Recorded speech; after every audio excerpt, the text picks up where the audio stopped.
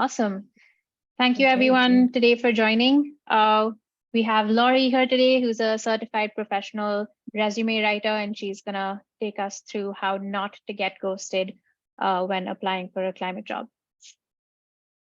Thanks, Shamali. Okay, and as I go through this, if you have questions, please do put them in the chat, and I'm happy to stop and answer anything.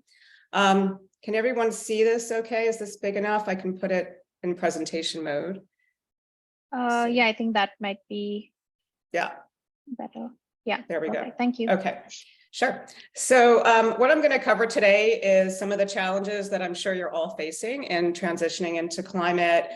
Talk a little bit about finding where you fit, because if you haven't already done that, that is really important to kind of land where what role you want to target before you start thinking about your resume. And that will take us into a little discussion on personal branding and finding your story. I will spend a fair amount of time talking about the job description, because the resume has to be completely targeted to the language in the job description and what the employer is looking for. Then we'll go through some best practices for each section of the resume, and I'll talk about ones that are basically required, and then some of the top mistakes that I see, and then there should be plenty of time at the end for Q&A. Let's see, there we go. So just a little bit about me. As Shamali said, I'm a certified professional resume writer. I come from with a technology background, mostly in marketing. And I started my career as a developer. And then, as you can see, I've done many career pivots. So I've actually done the two kinds.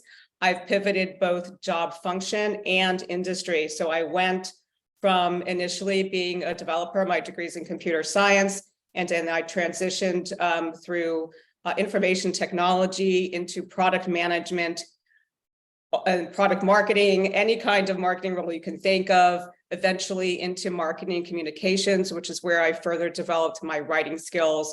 And right now I'm also in the financial services industry. So I have a lot of experience customizing my resume and tailoring my resume for different roles. I've worked in healthcare. I've been at Kaiser Permanente, Amazon, Providence Health, Morgan Stanley, Ernst & Young, just some examples. And I'm here today because I really want to help accelerate getting people into this space. As you all know, we're trying to get 100 million in by the end of the decade, very ambitious goal. So that's why I'm here. And my clients have gotten jobs. This is just a sample at Amazon, Airbnb, Stripe, New York Times. So enough about me.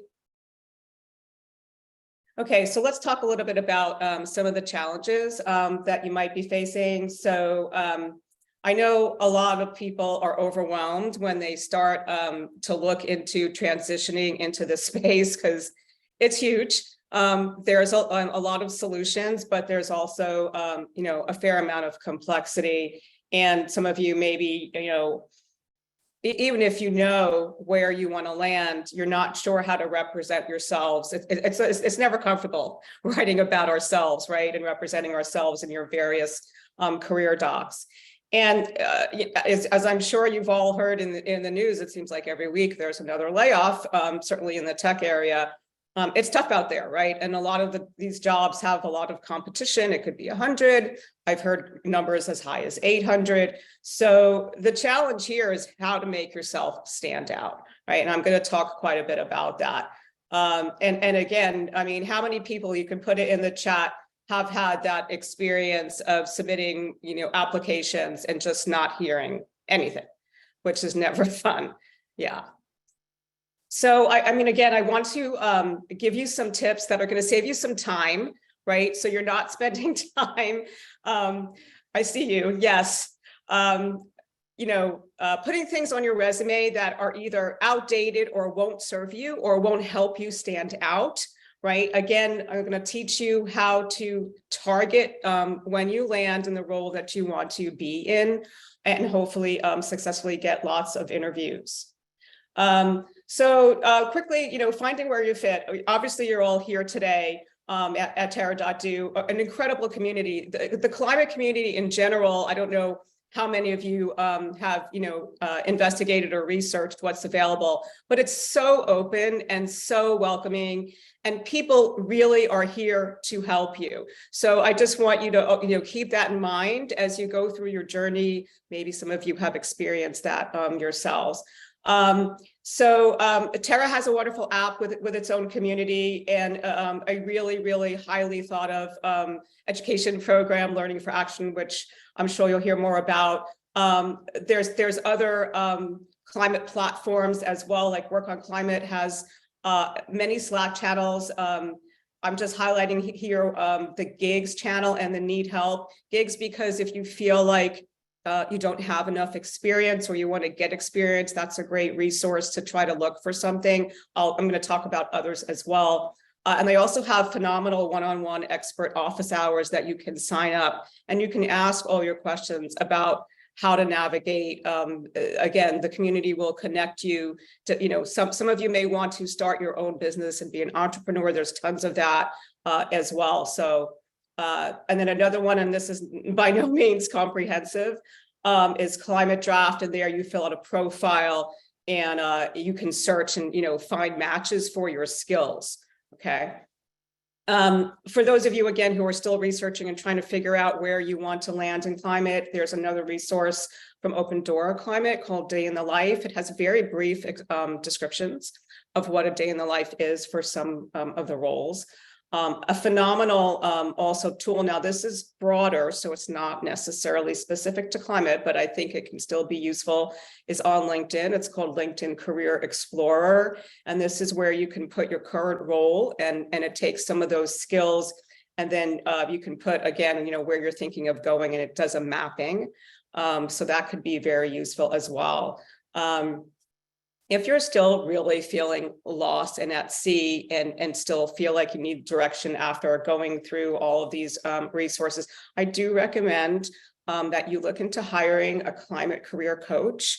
There is such a thing, and they will really help you decide, based on a number of things, which we'll talk about, how to help you land and kind of get you on a faster path. I do have a few more resources in the appendix as well. I don't know if there's anyone who hasn't heard of Ikigai by now, but this is, again, another thing. This might be something, again, that a career coach might take you through, but this is something that you can go through yourself, right?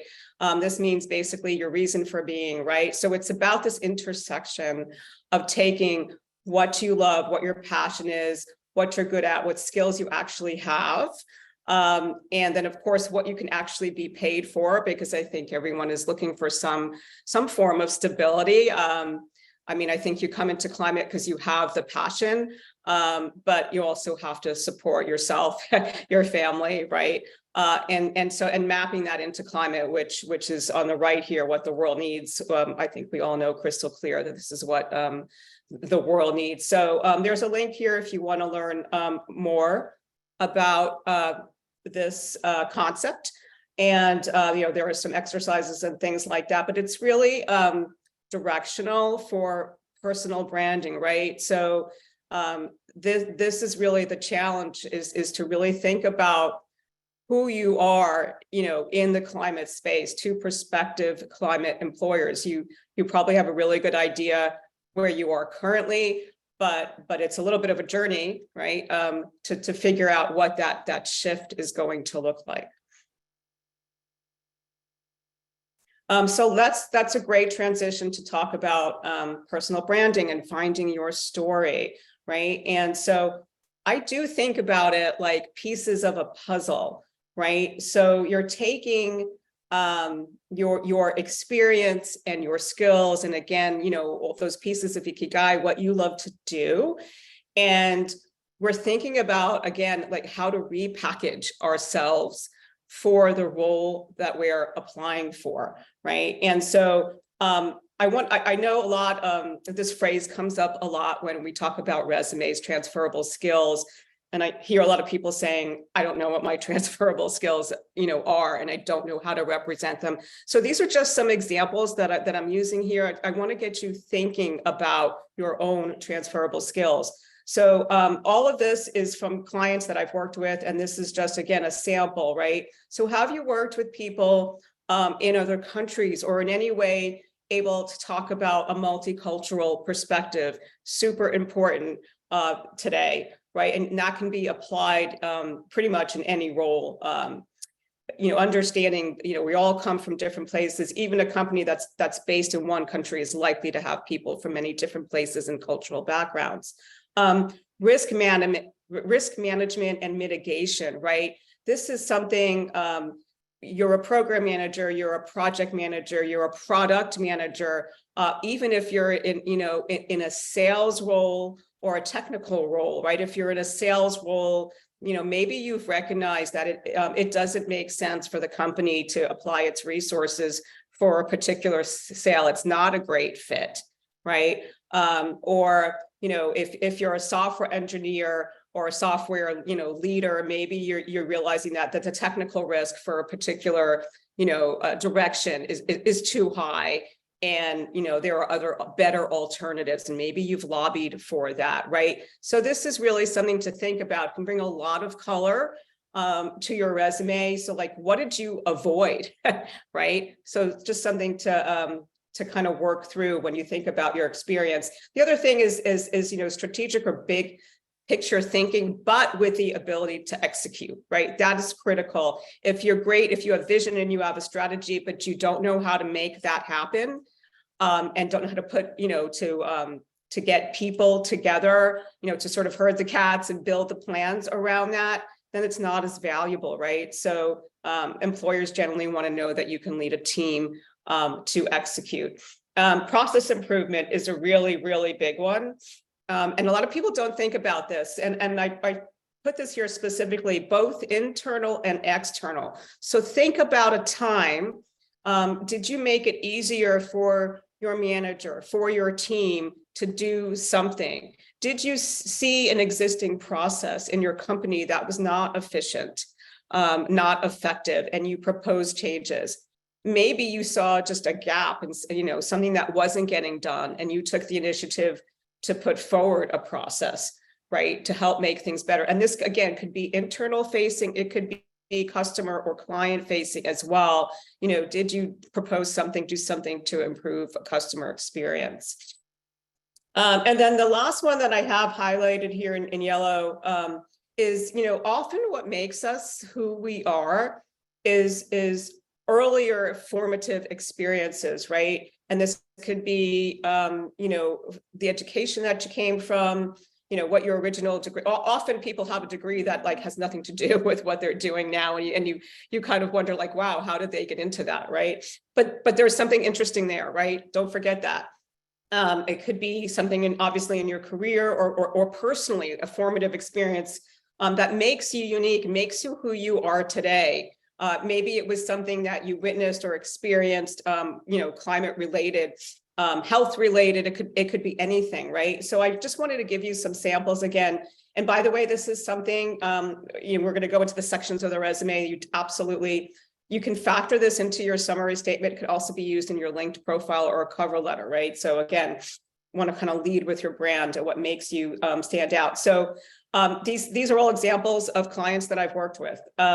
So this person is currently like a program director for an education program, but he comes with a master's in divinity, which I loved because what immediately came into my mind was this is someone who has boatloads of empathy and equality in terms of how they look at people, right? They're not going to treat people differently, that whole DEI aspect. No one who's applying for a similar role is going to have that background, I'm pretty sure, right? So I said to him, don't forget that, you're not going to change who you are just because, you're shifting to the space. There was a woman who was a serial entrepreneur and for consumer products, and her superpower was sort of, building community and really able to very quickly create these emotional connections between people. And so as a result, she could rapidly, grow her followers and revenue. And again, that's something that can be applied. I'm hoping you can see this. A lot of people out there in the design space, UI, UX designers, Here was one that spoke multiple languages. So again, that example of being able to work across cultures. He was also very strong in the user research in sort of mock-ups and testing phase. And the value of that is it saves tons of time up front, getting the right requirements so that you don't build the wrong thing. I have witnessed this many times, I can tell you. So that's really something to emphasize. And the last one I'm going to share here is I worked with a woman who became a Google program manager, but she was at Google as a massage therapist for 7 or 8 years. So hugely different role, but again, what makes her such a standout program manager, I think she's won like every award and recognition that you can get inside of Google, is because she's coming to her teams with this holistic and sort of wellness angle again, and an empathy. And so, yes, it's a soft skill, but it's a really critical and unique one. Okay, so now I'm going to move on to the elements of the job description. So I see this mistake often. A lot of people are just, ready to move on to a different role. And so the first thing is, oh, I have to update my resume. And they just start, adding on, to their resume, their last few positions, and they're not doing it in relation to any specific job. That's a mistake. You really have to think about, again, as I said earlier, tailoring the content. It's like content curation, tailoring, all of your pieces of your puzzle to address the job description. So, whoops, sorry.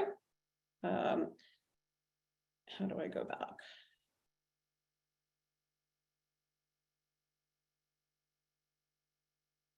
Sorry, There seems to be an arrow button in the bottom. Oops. I'm gonna do it the easy way. Yeah, that works too. Okay, sorry.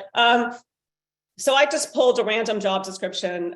This is for an account executive in a climate company called Logical Buildings. So it's built environment. And what have I done here? I've highlighted the phrasing in the areas that I want you to focus on.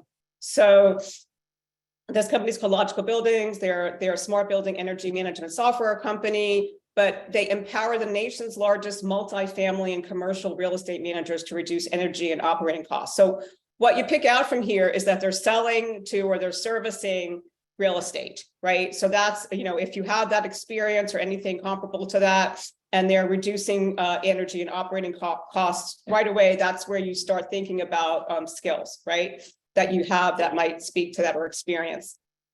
Then you go into the responsibilities section. So they have data analysis, and you're going to see this. This is why I have the drum. Right? You're going to see the same phrases or the same skills repeated. That means it's important, right? You have to be able to speak to that. So data analysis, client reporting, the ideal candidate has experience in building decarbonization, clean energy, sustainability, and data analytics. So if you have zero climate experience, but you have experience in data analytics, that's fine. That can absolutely still work. I mean, again, climate is so new. A lot of people are not going to have climate experience directly, but a lot of people have data analytics, right? So you want to put together some stories and think about that. Talk about how to think about your stories in a second. In terms of their solution, again, they're utilizing data, right? There it is again to prescribe specific technology strategies and solutions. There's an aspect of customer success here. So they want you to be able to engage with stakeholders. They're listing specifically the kinds of people here, and be able to provide performance insights and training. Training is another one to think about. Have you ever done any kind of training in your previous roles? And then they want you to be able to research programs and different technologies, which again, I'm sure it's a transferable skill a lot of people have done. And then more of the same in the qualifications, right? Here you go again, data analytics and sustainability reporting. What kinds of reporting have you done? It's a fast-paced, agile environment. This is something I encourage you to show, not tell. We'll talk about that in a little bit. And then sometimes they list, specific skills. I think everyone probably has Microsoft Office Suite, sorry, but that one was also Salesforce. Okay, so hopefully you get the idea there. And again, it's just think about show, don't tell here when you see soft skills like this. So, okay, let's go into an example. So I've scribbled out this person's name.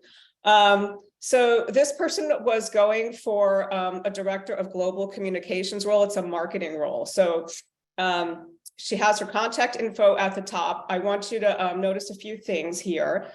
So one is we don't need to put city, street address anymore, just city and state.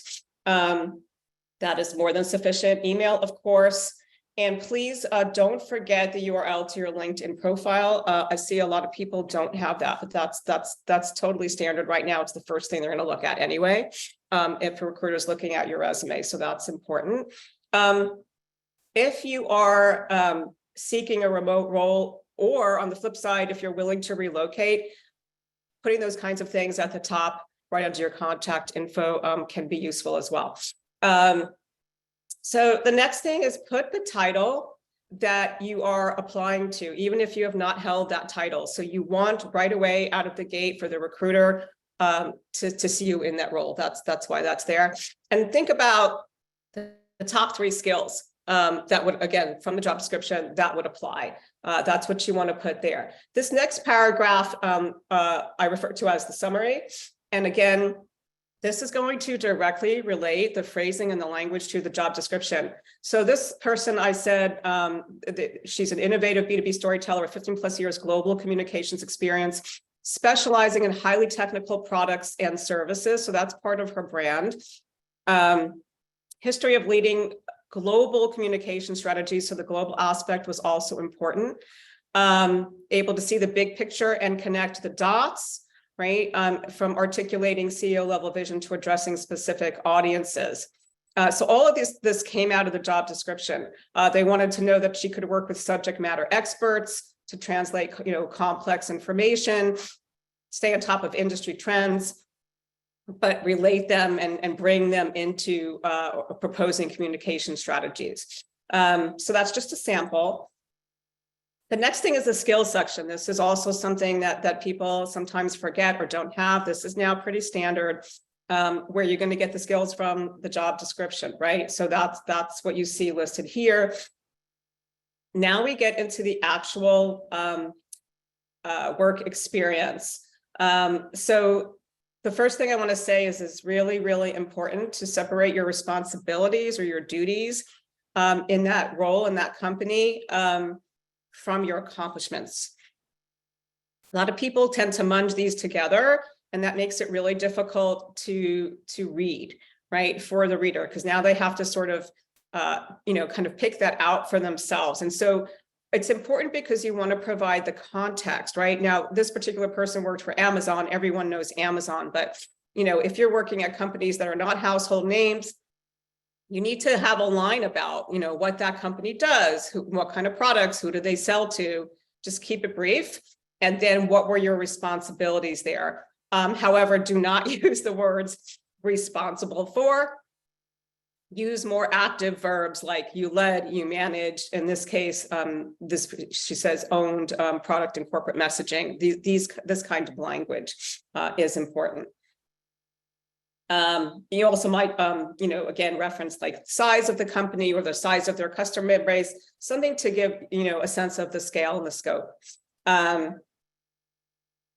So list accomplishments most relevant to the job descriptions. If you have had multiple roles in the same company, you want to, again, do the same thing, describe the responsibilities first for the role and then the accomplishments. And it's totally fine to just repeat the name of the company as you see here. A few notes on education. I recommend that you list that at the bottom of the resume, unless you are a very recent grad or like you're graduating, the same year, current year. Don't forget to list professional development. This is also really important. So you can list any awards that you've won. You can list certifications, online classes that you've taken, Coursera, Udemy, LinkedIn, wherever, it doesn't really matter. But just link what you took and where it was from. Also think about volunteer work. Don't necessarily list everything if you do a lot of that. Try to keep it to, again, what's relevant to the space or the job. And then again, overall, just remove or restate it if it's not directly relevant. So this is tough for a lot of people to sort of let go of things that they may have done, if it was honestly, very early in their career. So if it was more than like 10 years ago, it's just not as relevant. Employers really are more interested in the last 3 to 5 years. So just keep it in mind, you have to kind of balance it. Please, no jargon, spell out acronyms. Do not assume that your reader is an expert in the space, especially if it's a recruiter. If they see, a wall of, acronyms and letters and they don't understand it, your resume just goes on the pile. I mean, they don't have time to kind of wade through that. You have to spell it out, and less is more. Recommended accomplishments. So this is how to think about, and this is a good exercise to sort of do separately, right? Like as the prep, this is all prep, right? Leading up to actually writing a standout resume. Think about, for every role that you've had, again, not farther back than 10 years, what was the situation? What did you get hired into? What did you land in? What were the challenges, right? Maybe you got, hired to lead an underperforming team and you had to figure out how to turn that around. Or maybe you got put in a really difficult, technical challenge, and there was this deadline looming, and you had to, figure out how you were going to handle that. Maybe you had to acquire the right resources and the right skills, these kinds of things. Doesn't matter, individual contributor, leadership role, but what was the situation? Why were you hired?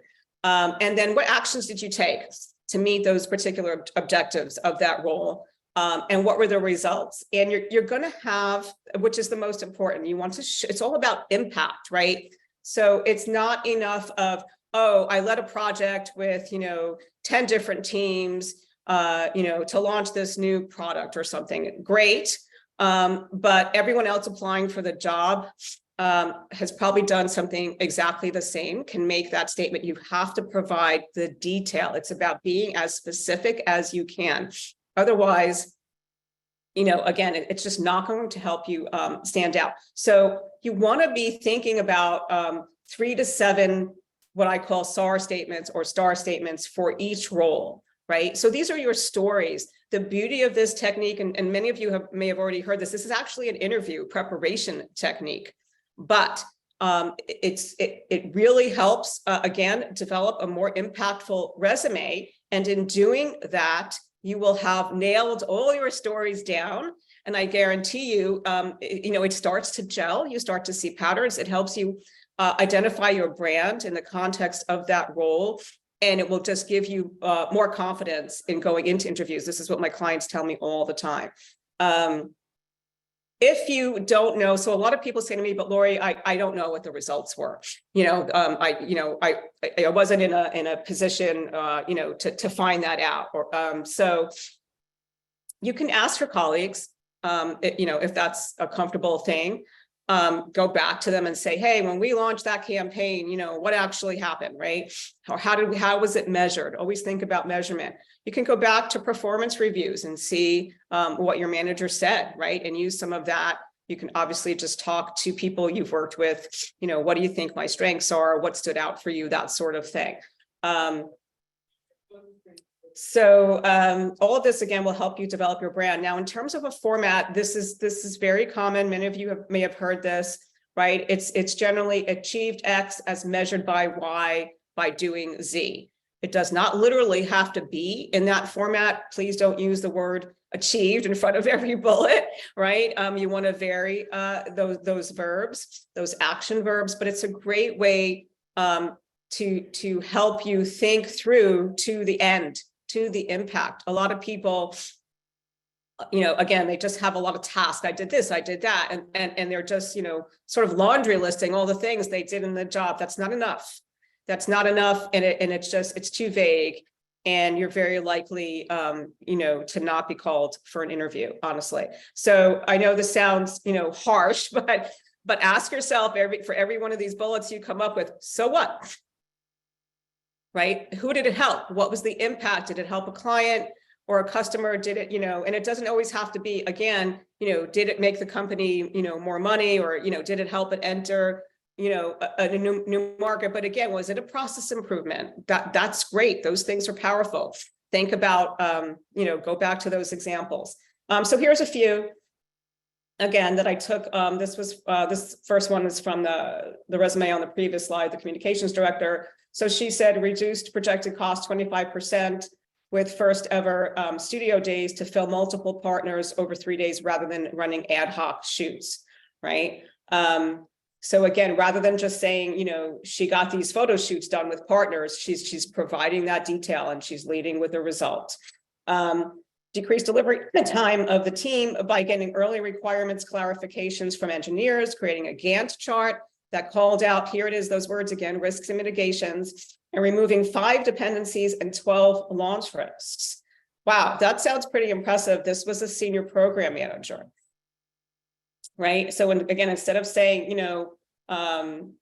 she put together a Gantt chart, for the project, she's again providing real numbers and details here. By the way, don't get hung up on spending a lot of time on exact numbers. It's fine if you put ranges or percentages as well, whether it's revenue, cost savings, time savings. That's all good. Sorry, I did it again.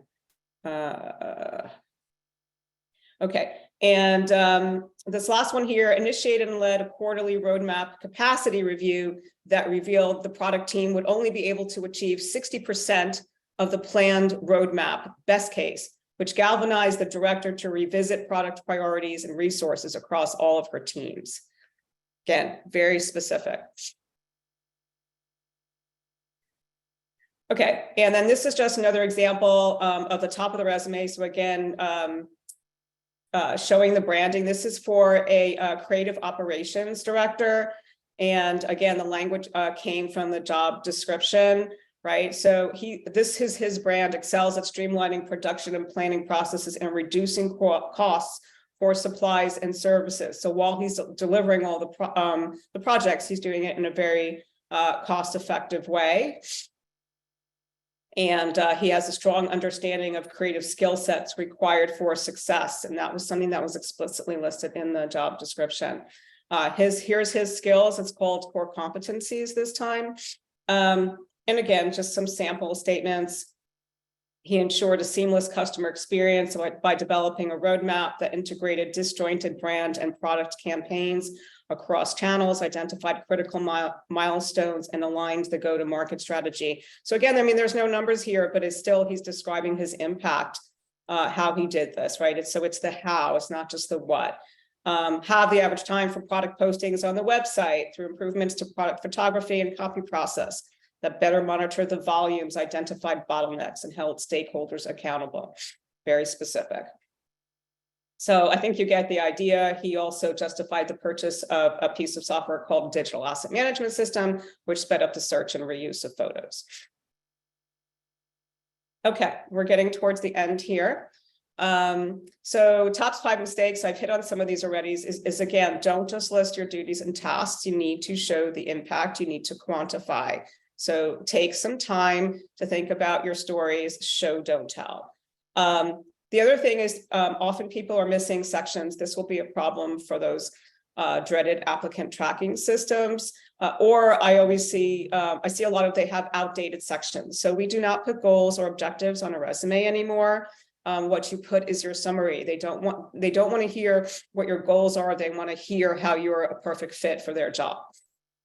Also, hobbies and interests, generally not on a resume, and references not on a resume anymore. What you do have, as I showed you, is the summary section, the skills, and the education. Don't use vague or generic terms. Be as specific as you can. Provide, specific context and examples. That is the key. Don't just say you did some, give a specific example. Not customizing for each job description. What do I mean by that? So even if you're applying for the same role, right, at 5, 10, however many companies, let's just say it's an engineering role. Each company, again, the language in their job description is going to be slightly different. It may be because of the area, the climate area that they're in. Some of these are sort of servicing, very different parts of the spectrum here. So you would just tweak, again, these key sections at the top, like the summary and the skills. Those you would, the skills, for example, you would prioritize based on the skills they're asking for in the job description. It is really important. It shouldn't take, I'm not saying rewrite your resume every time. It should only take maybe 5, 10 minutes, but it is very worthwhile to ask yourself, well, how do I customize for this particular one? And then just, don't be, too wordy. I see this also a lot and very dense. If a recruiter sees like this wall of text, they're not going to read it. So always less is more. Some additional tips here. On LinkedIn, I don't know if you've seen, but you can take a skills quiz. So if you don't have a particular, or a good example of a particular skill, you can either take some training or just jump into the skills quiz. It's just like a pass or fail. It doesn't show the actual score. And then you can, again, pull that from the job description and you can list that on your resume. Some of the biggest ATS gotchas, the applicant tracking systems, again, is that you're not including some of the standard sections that I mentioned. I also want to say, please be careful of the, crazy graphics and column format resumes. The ATS cannot see in any words that you put in the graphics. They can't read them. And also columns can be problematic. So that's why I don't recommend that you spend time designing or buying a template, particularly if you're buying it off of a place like Etsy. I love Etsy, but sometimes the designers don't know what an ATS compliant resume means or looks like, and you're just going to get yourself into trouble. So unless you are applying for a very, very C-level senior executive job, then design is a thing, because you're probably not applying online, right? You're doing tons of networking. Maybe you're working with an executive recruiter. So that's kind of the exception there. I want to mention something that a lot of people don't think about is you actually can alter your job title when needed. And as long as you're doing, obviously, or you have done an aspect of that role, in the role that you are describing on the resume. So if you've done, if some product marketing was part of your job, but you weren't called a product marketer, you could say, that was the title you held. Or you could even, some companies have really funky job titles. You can also just put it after in parentheses to make it clear to the reader that this is what this really was, right? Because if they don't recognize the job title or it's not relevant, they may just skip it, right? So it's, do this, with discretion, but it's a tool that's available. Let's see, making it easy to read. So I'm sure you've heard this ad nauseum, recruiters can take 6 seconds up to 2 minutes to scan the resume. What are they scanning? Initially, they're scanning that top portion, right? With your title and your summary and your skills. So that absolutely, non-negotiable, that has to grab them, that has to jump off the page. That's where they ask themselves, is this person even qualified, right? Do they map to the job description? If not, they're not likely to read the rest of your resume. So 10 to 11 point font, lots of white space. Again, no dense walls of text. Try to keep it to 2 pages. So again, as I said before, it's a content curation exercise. Keep what's relevant in there. If you have earlier experience that's, at some huge brand, or you had some huge accomplishments, but it's more than that, 10 years back, if that applies to you, you can put on the bottom, before your actual education section, you can say previous experience or early career experience. And then you can just list the company name and the title. That's it. And if you actually get an interview and someone sees that, then they can ask you in the interview, oh, I see you are at, such and such company, early in your career. What did you do there? Right. And then you can have that conversation, but don't let that take up valuable real estate on your resume. Okay. And just a couple of troubleshooting. tips here that, I come across. So for those of you who are older and experiencing ageism, again, only go back no more than 10 to 12 years.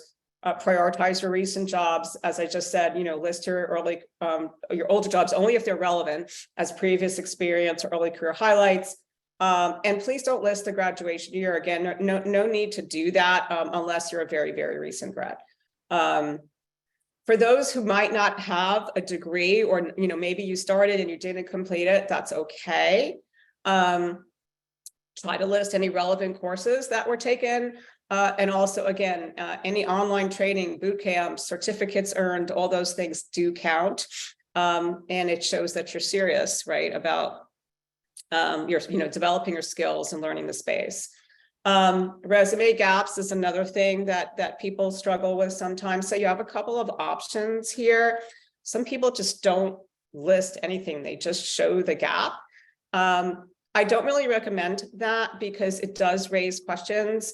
And, even if you have phenomenal skills and you get into an interview, you're going to get asked about it at some point anyway. So this is my personal opinion. I just feel like, be as upfront as you can, right? Be transparent. So I'm sure you've all seen on, like on LinkedIn right now, they have a career break, a status that you can put. You don't have to give the details of what was going on then. If you want to, you can be very brief if you feel comfortable and say, list caretaking or an illness or whatever, it was, but that's personal. You don't really have to, give a long explanation, but just be clear, what maybe you were traveling, whatever it was, that's okay. And again, as I said earlier, don't forget to list any online courses as well. So I think I'm done talking.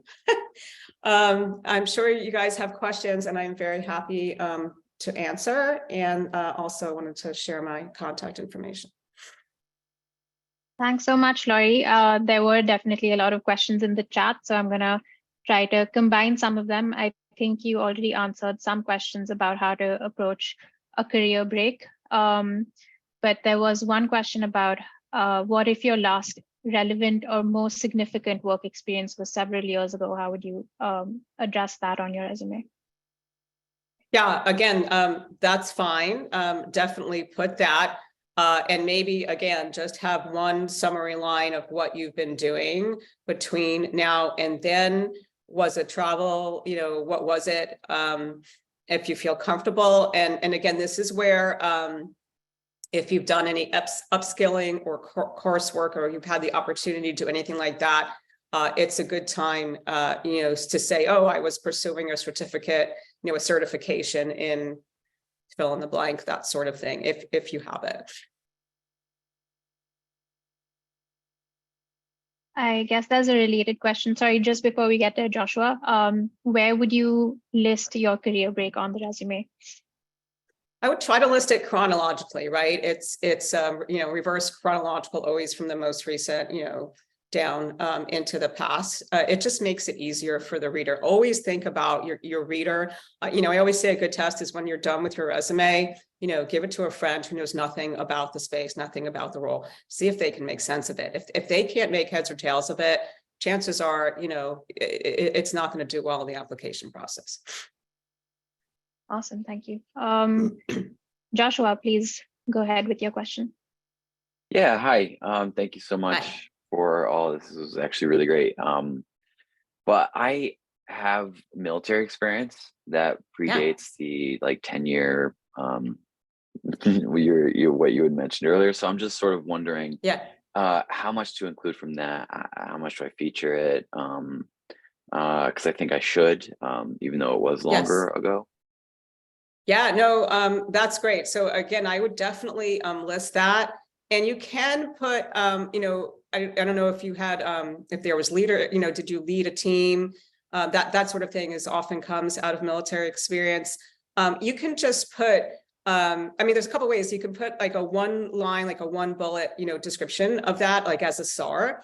Under the previous or early career experience section, but also, Jonathan, again, this is part of who you are, and so you can say that, again, think about how you would incorporate that into your summary, right? So, whatever you're doing now, you're a, fill in the blank with, X years of experience, from a military background or military leadership background, like whatever it was that stands out in your mind, that you want to bring forward, as you said, even though that was from a while back, that's part of your brand.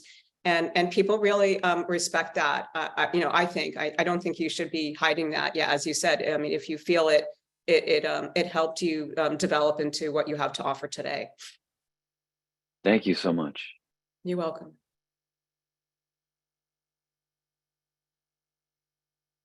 All right. Sorry if I'm pronouncing it wrong, but Gusai, do you want to share your question? Hi, how are you? And thank you Hi. so much for the presentations. I have two questions. First, I have a medical disability in the last 5 years. How can I address that? The second one, I'm a chemical engineer. I did my master's in sustainable energy engineering, but I was ghosted with, since graduation in 2013, I was applying to these kind of jobs in solar energy, renewable energy, everything. And they ghosted me. So I don't know how to get into it. Thank you. Okay. Can I ask a question, a follow-up question? Were you listing your disability on the resume, or, I mean, at what point you're saying when you say you get ghosted, you didn't even have interviews, you just were applying and didn't get asked for interviews? The disability is recent, which is the recent years up to now. Yeah. But from before that. So even before that, though, you were experiencing the ghosting. Yeah. Yes. So I mean, I'm hopeful that some of the tips that I shared today would I would recommend going back and looking at the resume that you submitted for those roles and thinking about what might have taken you out of the process and not enabled you again to stand out. So I would just, suggest taking the time, give yourself the time to really think about, again, what is your brand? What accomplishments, those SAR statements, what do you want to highlight? Make it very specific to the role. I see so many people who are very talented and they want to talk about all their talents in their resume. And that is not a winning strategy. That is not a winning strategy. People hire specialists. So think about that. If you still need help, obviously you can always work with a resume writer or a career coach. And then in regard to the disability, I think that might be something that you could broach in a cover letter, particularly if you need accommodations. But I don't think that's something that you need at all to lead with or put in the resume, because I think that can open you up, unfortunately, to some kind of discrimination. That's something, when you get into the interview process and hopefully an offer, that can be discussed. I hope that's Thank helpful. you so much. You're welcome. Thank you so much. It's very helpful. Thanks for your question. Anmol, do you want to ask your question? Yeah. Hi, Lori. Thank you for the informative session. I just wanted to ask a quick question that I am graduating in a couple of months now in data science, and I'll really appreciate if you could guide any roles, companies, or specifically in general places I could apply to. I live in India currently, and how to start creating impact right from now. If I don't want to wait. Thank you. Are you asking how to sort of represent yourself on the resume, as well as sort of where to find jobs you'd want to apply to? Just want to make sure I understand your question. Yeah, that's right. Okay.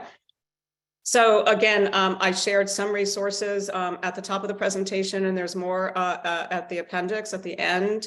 There's so many, Terra, obviously, many wonderful climate platforms, Climate Base, Climate Draft, Climate People, they all have climate, job boards. There's no lack of places to go to look for jobs. But again, the challenge can often be sort of where do you want to land? Where is your focus? So that's something, I would suggest you spend some time in. And then, yes, students, I always recommend if you've done any internships, put that on the resume. And again, think about, impact, the kinds of people you worked with, be detailed about the nature of the project. And again, any awards or clubs or other additional online training can add to that. And there's also in the resources opportunities, if you don't have it now or haven't done it in the past, again, to do volunteer work or part-time work to get the experience. If you feel like you're lacking a lot of the experience or skills in the jobs you're applying for, to acquire that experience. Thank you, Lori. I'll definitely follow those. Thank you. Good luck. Thanks. Great. Best of luck, Anmol. Amit, do you want to ask your question? Yeah, I think a number of people put this in the chat. A lot of people here have significant experience in some area, could be finance, could be marketing, could be product development, and now need to transition to climate. And Terra.do might, it may not be for everyone, but Terra.do course might be the only thing they've done so far on climate. How does one think about positioning that strongly in the next, in a short period of time to make the transition?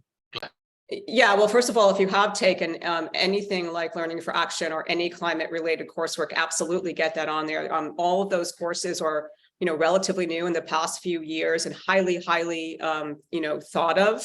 So absolutely put that there. But again, I go back to transferable skills, and I appreciate what you said, because this bears repeating if you don't already know it. Climate will take people across all job functions. So please don't think that, no one's going to be interested in me because I haven't done X, Y, Z in climate. It doesn't matter. Climate is, particularly clean tech, is very new. Most people don't come, to a job with tons of climate experience. That's expected. Even if the job description says, I think I've even shown some, the ideal candidate, has to have experience in this and that. Don't worry about that. What you want to show is those transferable skills on it, right? So, if you have finance background and you're applying to a finance role in climate to track, carbon emissions, great, right? I mean, again, think about it. It's a transferable skill. So even though you can't say you've done it in a climate context, you've still had some kind of impact, right? Same thing, sales, marketing, engineering, any function, HR, any of these things. If you've done that, then climate needs you. Right. So, it's more, again, they can teach you the domain, right? That's learnable, right? But if you come with the base skills and you excel at those skills and you come up with your stories, again, that bring your brand to life, right? I'm a finance expert. I can sell anything, whatever it is. That's what they're going to say. That's going to interest them. That's going to help you stand out. And then they're going to want to interview. Yeah, and one doesn't need to be defensive if, because, let's say 20 years of experience in finance, you might have to take a step down, right? Is that something that we should look for, or just look for, try to get lateral as far as possible? Yes, thank you so much for bringing that up. So I do think, depending on the nature of the transition, you have to be open to potentially taking a step down. I will also say, a lot of these climate companies that are hiring are early stage companies. It's very flat, right? And don't allow yourself to get hung up on the title, and don't, not apply for something because you feel like it's beneath you. I always tell people, if you can get to the interview stage, go on the interview, right? Just learn. Just get the experience of interviewing for a climate job if you've never been in a climate job, right? Just learn from that. You may be zero interested in that. That's fine. Do it anyway. Get the experience. You will learn. You will get some feedback. And guess what? That's something that you can now apply going forward, to your resume and your career documents. It's invaluable. So yeah, please, be open to that. And I guarantee you, if you're in a startup, you're going to wear many hats and get tons of opportunity for growth. Thank you. This is very helpful. All right, we're almost at time, so we might have time for just one more question. If someone's question doesn't get answered, please just type it into the chat so I can make sure to forward it to Lori afterwards, and I can then send off all of her responses to everyone in the follow-up email. All right, Amanda, do you want to share? I think we might have time for your question. Thank you. This has been very helpful. Thank you, Lori.